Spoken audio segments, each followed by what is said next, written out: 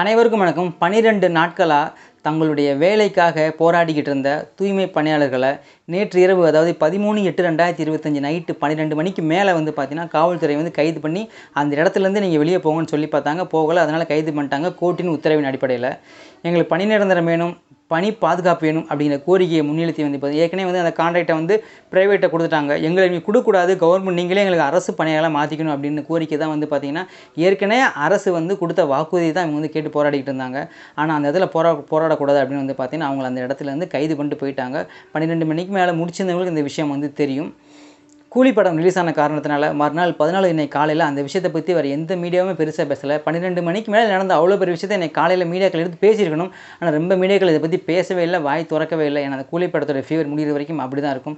தயவு செஞ்சு முடிஞ்சாலும் இந்த விஷயம் இருக்குது அப்படிங்கிறத நீங்கள் ஷேர் பண்ணுங்கள். ஏன்னா அவங்க இல்லை அப்படின்னா நம்மளுடைய வாழ்வாதாரமே ரொம்ப கேள்விக்குறியாயிடும். அவங்க சிட்டியை க்ளீன் பண்ணல அப்படின்னா ஆட்சியை சுத்தமாக வச்சிருக்கவே முடியாது.